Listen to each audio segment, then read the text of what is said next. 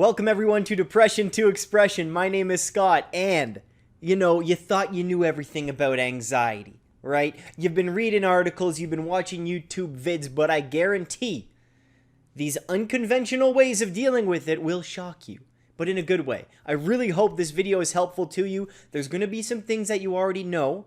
There's going to be some things that are going to amaze you. You're going to try and see if it works for you. That's what this channel is. Let's list out and lay out a bunch of things that have been proven to help people and see what works, see what doesn't work. Throw the stuff out that doesn't work on the things that do, tweak it to your liking, and make it personalized for your recovery. All right? So thanks for joining me today. Again, this is Scott from Depression to Expression. If you're new here, don't forget to click that subscribe button. Best mental health channel on YouTube, best community, best humans. The best humans are here from all over the world. There are no borders when it comes to struggling with mental health problems and mental illness. All right. It doesn't matter where you're from. We all go through stuff. Life's extremely difficult, but hopefully this video will put a smile on your face and give you some tools for your mental health toolbox. So are you ready? Okay. We're going to have sound effects in the video. We're going to have jokes. We're going to have videos on the right-hand side. We're going to split this video up in two ways, okay? How to deal with the anxiety symptoms. That's going to be about half of the 10 tips. The other half are going to be ones that will increase your resilience and ability to deal with anxiety in the long term, okay? So they may not have a huge impact right now in the moment, but for long term, for dealing with it and getting rid of, the debilitating anxiety at times, being able to really let it have a less of an impact on your life. That's what the last few are going to be, okay? And I'd really recommend watching and learning about all 10 here, because each and every one of them is so crucial to mental health. In my experience and the hundreds and hundreds of people that I've talked to, and personal testimony from everyone who's emailed me and messaged me over the past 5 years on YouTube, this is the collection of goodies that I've taken away from that. So I hope you enjoy these. Here's 10, but let me tell you, we could do a list of 1,000,000 because everyone is different. I used to know a guy who used to pet squirrels to calm his anxiety. I knew a guy who used to feed the duckies at the local pond that really calmed down his symptoms. I used to know a woman who used to make her own scarves. I used to know a guy who used to smell his own farts to calm down his anxiety, all right? Whatever works for you, that's what you gotta do. Now I know you might be thinking, Scott, get on with the damn video. You're making me anxious. Well, let's take a breath. I want to play you a little something from this Native American flute. It's made of walnut or chestnut. Anyways, it's beautiful. Some kind of wood.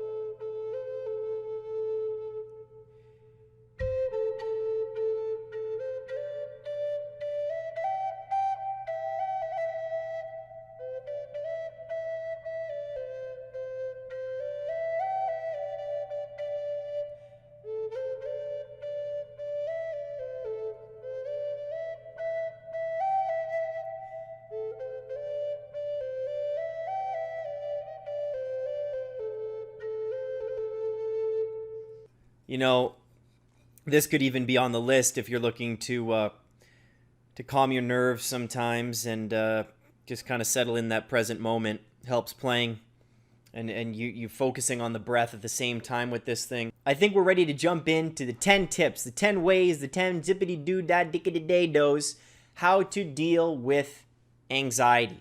Now, these are going to resonate with a lot of you, whether you have extreme anxiety or just, let's call it nervousness or jitteries, or not an official diagnosis here, okay? This is really for everyone, and I hope you do enjoy. Let's get started. The first tip we have here is my favorite dynamic meditation. Now, if you watch the video here, you're probably thinking, well, it's a mental health channel, so maybe this person's a nut. okay? Or maybe they're having some kind of seizure.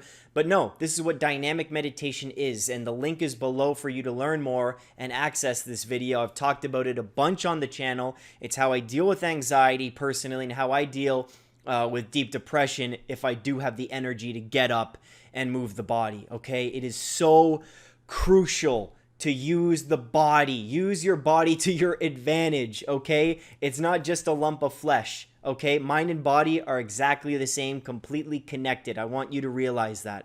And what this person's doing here is shaking it out.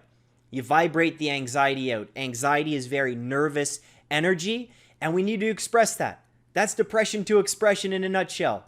Feeling depressed? Express it. Feeling anxious? Express it, okay? There are a lot of different ways to do that.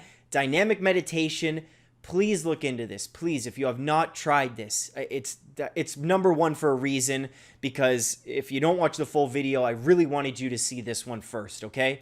This has saved my life, all right? So that's number one. Number two, CBT. Now, what do you know what CBT stands for? And no, it doesn't stand for Coke, bears, and tranquilizers. It stands for cognitive behavioral therapy, all right? And we've done thought records on the channel here. Here's a picture of what a thought record looks like, okay? And we've also talked on the channel with the video, What is Mental Health? It's how our thoughts affect our feelings and how our feelings affect our behaviors. And cognitive behavioral therapy does that, okay? You dissect your thoughts. You notice how a feeling can start with a thought. You have the thought first, and that thought can make you feel anxious, all right? So it's diving into that. And you can do CBT on your own with this thought record right here. And this is available in the description below, all right? You can download that for free and print it out. I love writing with these with a pen or pencil rather than on the computer. It's a little more expressive. So please feel free to do that. CBT, this is like Psychology 101 with dealing with anxiety and unwanted and unhelpful thoughts, okay? This is just the icing on the cake. You have to spend 6 years being a psychologist, and then this is like the gravy baby, all right? So please look into CBT. This has helped me tremendously going to therapy, learning how to do the thought records on my own. It is just a blast. Blast as in not necessarily fun, but you do realize how connected you are to your thinking. And it helps you separate that, all right? It helps you separate yourself from your thoughts. That's what it's all about, and you end up not taking them that seriously. Number three, now you've heard this one before, and please believe me that it is true. It has been proven time and time again, and you gotta look at the facties. And a factie is just a fact, all right? Just a little cool lingo. That's what the kids are saying these days. I was born in 1989, but I'm still hip. They're listening to Sugar Ray. They're listening to 98 Degrees. They're listening to Backstreet Boys and Maroon 5. I know what the kids are doing these days. I'm up with it. So, don't tell me what's cool, okay? Now with exercise, guys, there have been so many studies on exercise and depression, exercise on mental health, and studies still come out. And the headline is like, new study shows that exercise is helpful for depression. Like, let's set the record straight. We know, okay? We know. But the hard part is getting yourself to do it. Especially with depression, it's tough. But with anxiety, if you have that nervous energy, okay? You know what anxiety feels like. You can't sleep it off, guys. Sometimes it might feel right, but really, just with dynamic meditation, use your body. Use it. Shake it out. Even if it's like this, man. Even if it's squeezing something. Even if it's getting my elastic bands here and doing some pulls. Just a push-up here and there. If you literally do 5 push-ups, 10 push-ups. If you can't do a push-up, do the knee ones, right? Go up against a wall and do a push-up. So, not a lot of arm strength required. I guarantee you will feel better.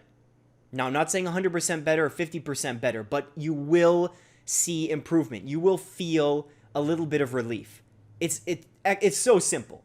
I don't need to get into the science because, A, I don't know a lot of the science, okay? I couldn't tell you, right, to be honest. I'm reading a book on it called Spark. I finished it, but I'm reviewing and want to do a separate video on exercise and depression. But honestly, just think about it, with common sense. All right, you're nervous, you have nervous energy, you feel like you're going to explode, you're sweating, right? The world's closing in around you, right? You feel smaller. You have to express it, man.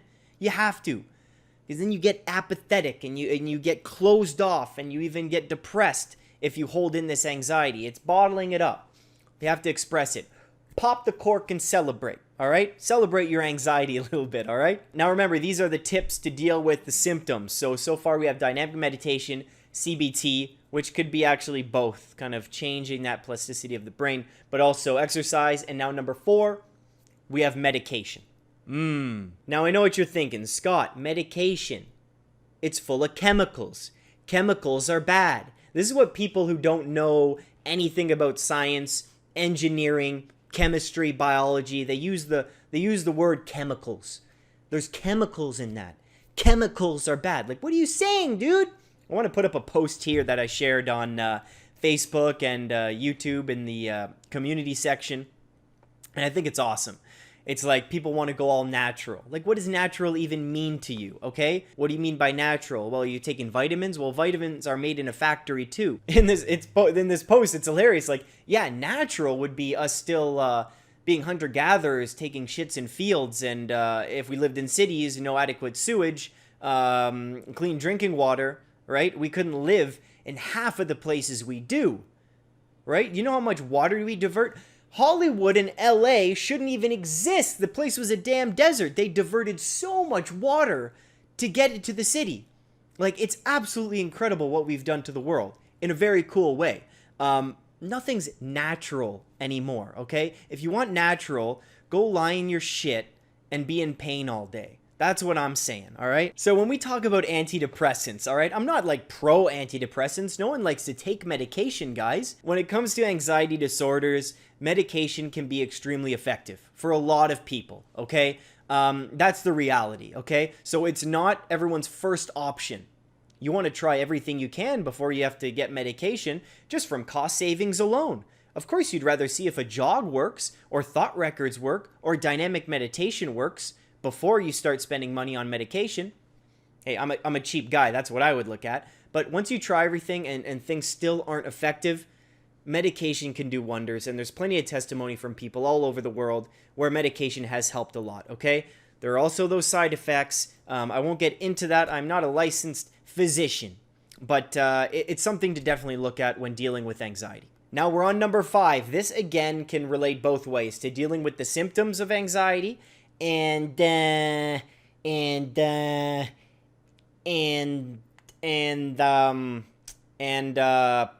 holy crap. Oh my god. Dealing with the symptoms of anxiety and having the effects of decreased anxiety last long term. Okay, that's kind of the name of the game. You can do these things to relieve symptoms, and you can keep doing them for the rest of your life. That's why they're in the toolbox.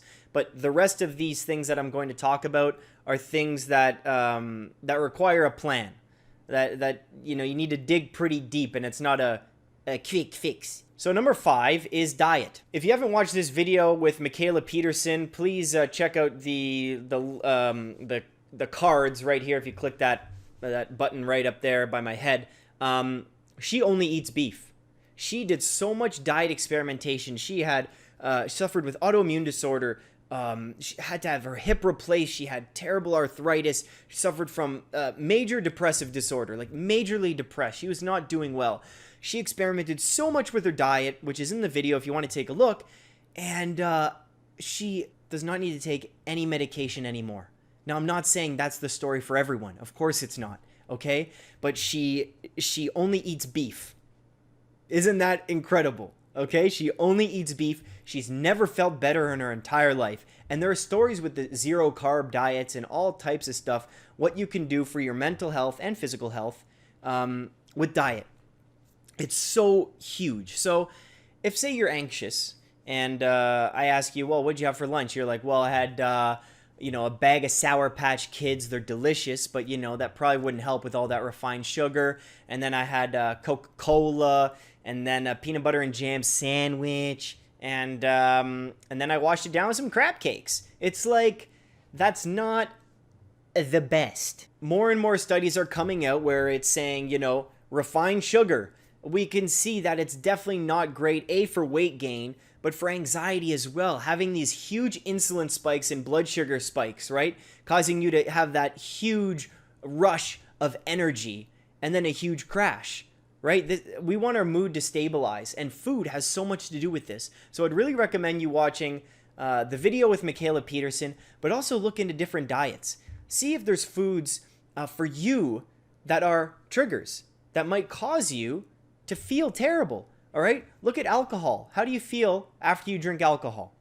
Do you get more anxious, less anxious? I'm talking about the morning after. While you're drinking, your anxiety most likely decreases, right? Alcohol is a great thing for that. How do you feel the day after? All right? If you eat a few Twinkies, how do you feel a few hours after? Right? Note these things. Check out your diet and really look into it, how it's affecting your mood. Number 6, talk about it. Talk about it.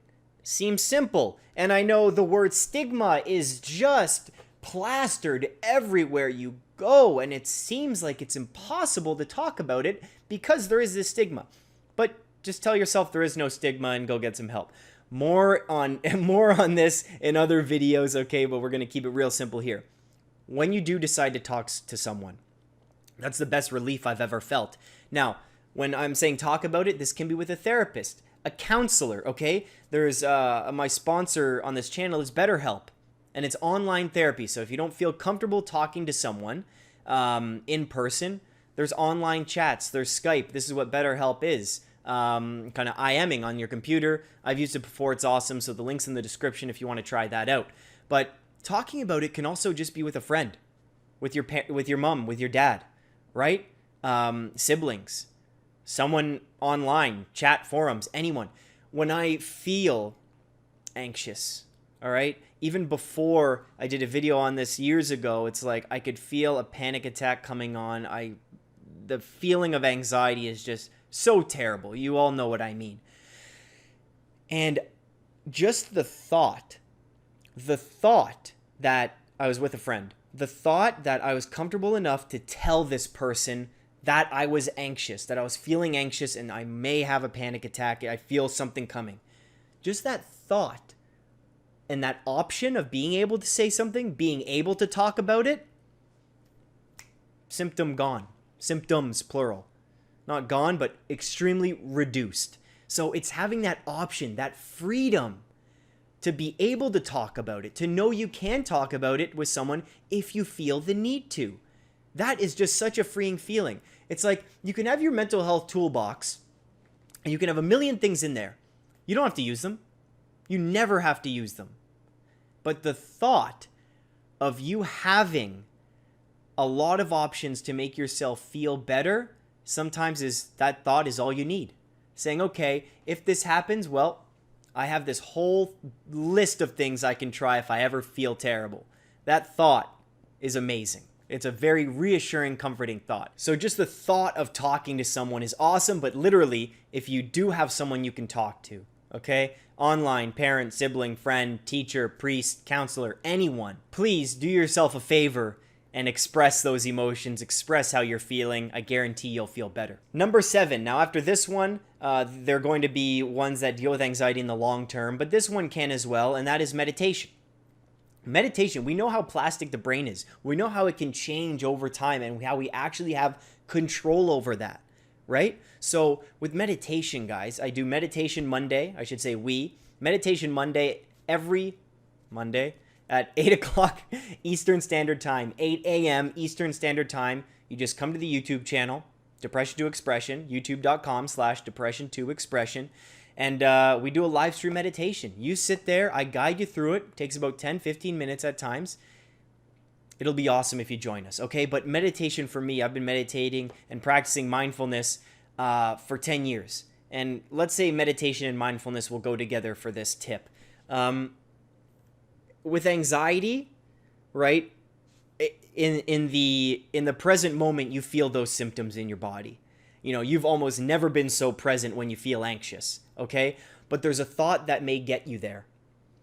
There's internal workings at play, whether it be subconscious or conscious. But what mindfulness and meditation does is remove yourself from taking thoughts too seriously at times, right?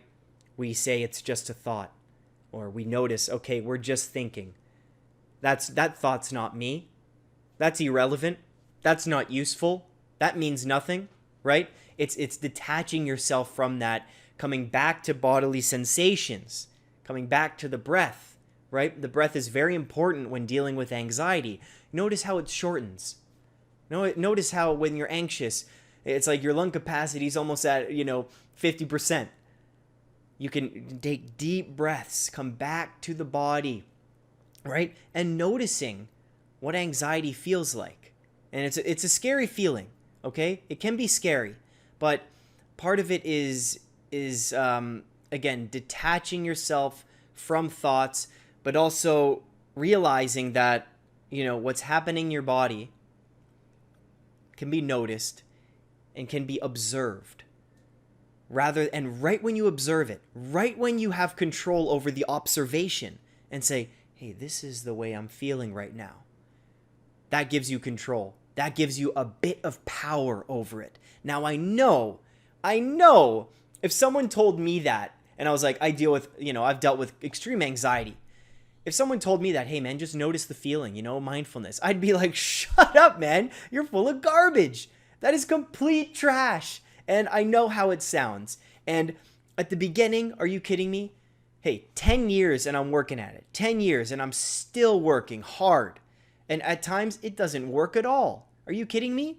I need to do the dynamic meditation. I need to express myself more than doing the mindfulness approach. Okay? But you will get better at it, I promise. So I'm not saying mindfulness is a fix-all and it'll get rid of everything. In fact, no. Being mindful, the emotions won't go away. They'll stay there, but you're noticing them in a different way. All right? So number 7 is meditation and mindfulness. All right? It's worked wonders for me. It actually has. And I'll put the links. All the links are below for Meditation Monday and all the different playlists. And there's a bunch of guided meditations I've done as well. So feel free to check those out in the description. Okay, now here's where we're going to get into the little nitty gritty and how this, out of all things I've mentioned, dynamic meditation was huge. But this is where you have the confidence and the ability to deal with anxiety when it does come. All right? It doesn't break you anymore. You sway a bit, but it doesn't break you. And because when you have trust in yourself, right? When you have confidence in your abilities and you know what's in your mental health toolbox and you know how to use those tools correctly, right? You know the problem, okay? Using a hammer to screw in a screw, it's not going to work well, okay? So you know what tool to use to help and fix the specific problem. These tools right here, this one that I'm about to mention was huge for me. So here we go. You ready? This is number 8, right? This is number 8. It's create a set of values. That's right. This deserves its own video, and there's going to be one coming up. But this was the biggest thing. Now, whether you follow any type of religion or religious person, spiritual person, that's the new word today. You're not religious, you're spiritual, whatever that means. But what are your set of values in that religion or what you follow? Okay, probably, hey, 10 Commandments, don't kill anybody, be nice to your neighbor, the golden rule, right? Don't sleep with your buddy's wife. All of these things are very important. But what are your specific set of values? Like, go deeper than that, okay? You shouldn't murder, okay? You shouldn't murder. I'm going to give you some of mine. And this is in the Depression to Expression mission statement. Create an honest dialogue about mental health while educating and inspiring people to express themselves freely with confidence, right? So, honesty is what I value. Honesty is what I value. That is why if anxiety comes after me, and anxiety's on my shoulder, it's like, yo, buddy, I'm gonna attack you soon. How you doing, man? I think it's ready. You haven't had a panic attack in a while. And you know what? Life is getting pretty difficult. Eh? So I think you're ready for me. I think you're ready. Well, the way I see it is I value honesty. and I'm honest with myself, and I'm honest with other people. So if I'm in public, if I'm with family, if I'm with friends, if I'm anywhere at all, with strangers, with people I know, it doesn't matter. I truly value honesty. I like when other people are honest with me, right? That's what I value, so I'm going to be honest with them. So remember that thought about telling someone about a panic attack. I have no problem with that because I value with all of my heart. I live for this honest dialogue, right? I live for this no bullshit approach. So what am I going to do? I'm going to tell people how I feel if that's going to help. I'm going to be honest with other people. And that helps me so much with anxiety, right? If I need to step out of a room, doesn't matter where I am. I really don't care. I've done this in meetings, huge corporations. I'd say, hey, I'm feeling like really anxious right now. I just got to step out. Sorry about that. What are they going to do? What are they going to do? Fire me for being anxious? Well, that's not the best job to work. That's not the best job to have if someone fires you for being anxious, right? So listen, have and create a set of values. What do you value in other people? Who's someone you admire? What set of values do they have? Are they, do they show great integrity? Are they very open people? Are they honest people? What do they value? What do they live for? What are you living for?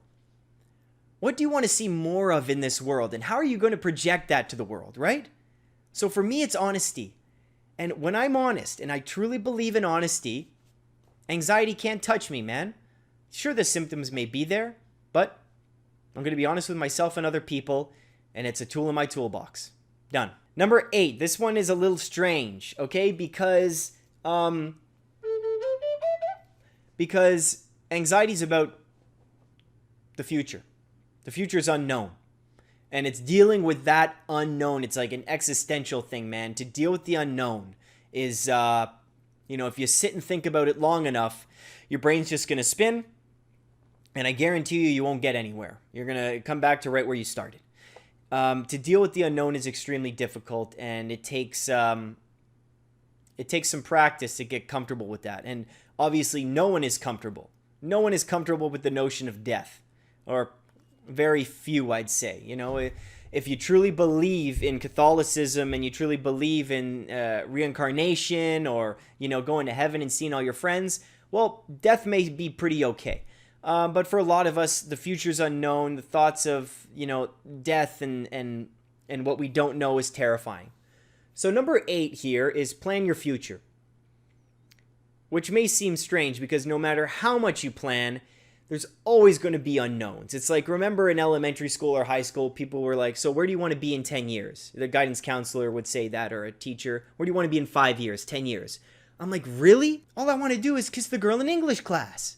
That's all. I'm focused on the next 10 minutes, let alone the next 10 years. You can't ask me that. You can't ask a teenager that. So there are very few people who know where they want to go and what they want to do at that age. But what I would say is create a framework, and that has to do with your values again. Create a framework that you can follow, all right? Plan your future. Figure out what interests you. If there's a certain industry that interests you, not a specific job. Yes, I want to be a strategic account manager when I'm 22, and then by the time I'm 26, I want to be married with 3 kids. I want to move to Alaska, raise a couple bears and moose up there, and then use them for meat, and then come back to Canada and sell the meat at the butcher shop. By the time I'm 30, I'm going to open up my own butcher shop. Like, what are you talking about? No one can go into that kind of weird detail, but that seems like a pretty cool life. But listen, create a framework, right? What industry? Do you think having a family is important? Do you one day want a family? I think you may be able to answer that. Do you want to live in Canada? Or do you feel like, or the United States or in Europe, wherever you're watching this from? Do you want to live, by your family? Is family important? Again, so creating a structure of values and planning your future just in big, broad clumps can kind of dissolve some of that anxiety so you have a bit of structure. Okay? Now, when I say plan your future, so that's one way, right? Just huge chunks of, within the next 5 years, this is something I value. This is something that interests me. This university is cool, right? This internship sounds awesome. And when I say plan your future, we can also say plan your routine as well in this tip, Routine is so important for anxiety because even just the day-to-day unknown can leave you feeling woozy doozy goozy, also known as anxiety. That's also what the kids are saying these days. Woozy goozy oozy is, when you get up in the morning, you know what's coming next, all right? Planning your days by the hour can give you great relief and make you so efficient. And it's going to make you ready for the workplace too. I know a lot of you are in school, high school, college, university, whatever. Planning your days like that is going to do you so many favors. It's going to make you unstoppable and efficient. It's a great habit to get into and create that work ethic for yourself. Bingo bango, common anxiety, schlingo schlango, creating great work ethic and killing the competition when you enter the workforce. Now, number 10, the last but not least. I think this is number 10. Did I just say number 9? I'm not sure. I'm so in the present moment, I don't even remember the past. Number 10 is list your triggers. All right? Triggers. I don't like the word trigger. List what makes you feel like shit. How about that one? So this goes to the symptom part about eating sour keys, but, it also goes with planning the future. This is just the icing on the cake, the cherry on top of the butt. All right? So listing your triggers, meaning, are there places that you avoid? Or are there places you should avoid? Better yet, are there people you should avoid? Now, avoidance is like what you don't want to do with anxiety. If you used to enjoy something and you had a bad experience, all right? You went to the bowling alley, all right? And you dropped the ball on your toe. Everyone laughed at you. Everyone in the bowling alley was laughing at you, okay? And then this clown comes in from the kid's birthday party, brings in 30 kids from the birthday party. All the kids are laughing at you. You got so embarrassed, you pissed yourself in the bowling alley, all right? There's kids, adults, all right? Then the clown throws a pie in your face. You're humiliated, all right? You're humiliated. You can't go to the bowling alley anymore, and you used to love bowling. You used to love it. You had your own ball. You had your own shoes. You had your own team. Your team's waiting for you every Sunday morning. You're skipping church to play bowling, to bowl. And anxiety and that fear of humiliation is keeping you from doing what you loved. That's a problem. That's a problem. So, when we talk about what your triggers are, you don't want to avoid what you used to love. In fact, you want to expose yourself to what you fear and get back into the game. But I'm talking about more like toxic people, right? Ones that don't support you. Things that aren't good for you. Alcohol, for one, right? Is that a trigger? How do you feel, right? We talked about that. Refined sugar. How about what was I going to say? How about alcohol, coffee, right? Caffeine, right? What are your triggers for diet? What are your triggers with people? And what are your triggers with environments, right? Are you at a workplace that really doesn't value mental health? And I know you may not have an option to quit your job because they don't, let you take a mental health day. One day they will. But what about environments? Are you forced to go to the club and you really don't like going to the club and it makes you anxious? And you're with those people, those toxic people that go to the club and they really just are there to hook up with other folks and they're a walking STI, but you're with that group. Hey, I've been there, man. I've done that, man. And it wasn't good for my anxiety, all right? So I avoid things, but avoid things that literally aren't good for me. So recognize if you're avoiding something that you love because of anxiety or what you should avoid to help your anxiety, right? So there's a push-pull factor there, okay? So you have to realize what you should be more exposed to, which will inevitably, it'll hurt your anxiety at the beginning, all right? It's going to be tough. Or we're talking about toxic people and environments and foods, what you should be avoiding, all right? What your triggers are for that. So let's say, again, for coffee, how do you feel after drinking coffee? Anxious? But you love the taste, switch to decaf, go to, lower caffeinated teas. Here's another one, social media. How do you feel after you're on Facebook? All right? Take note of that. You felt okay. Now you're scrolling through your Instagram, seeing what everyone else is doing. Everyone, it's the highlight reel. How do you feel afterwards? That can be a trigger for some, and you may not realize, you may not be mindful and self-aware that your mood kind of just took a couple drops, right? You kind of went down the scale a bit. All right? So that's very important when pointing out your triggers. You want to avoid social media, right? Or do you want to use it less, or do you want to use it differently, right? These are things that you need to write down. And this is going to help you long term, right? This is a long-term solution to anxiety, creating a beautiful world for yourself, all right? Think of the world as neutral. You're bringing meaning into your lives, and you're seeing what each thing means to you. What do people drinking alcohol and me drinking alcohol and being in that scene, what does that mean for me if it's causing me anxiety, right? I'm avoiding the bowling alley. All right, what does that mean for me? What do I need to do to get back in there? Would I be happier there eventually, or should I keep avoiding it to avoid the clown and the pies? All right, this is what I'm talking about here is know your triggers, right? Know what can help you, know what you should avoid, and know what you should go chase. So that was a long video, and thank you so much for staying with me until the end. These were 10 tips. I really hope that you give each and every one of them a try, okay? Especially the ones that will help you long-term with setting values, to the ones that will help you short-term like dynamic meditation, all right, and exercise, okay? So, you know, this is from all personal experience from me, and again, of the hundreds and thousands of emails that I've received in 5 years.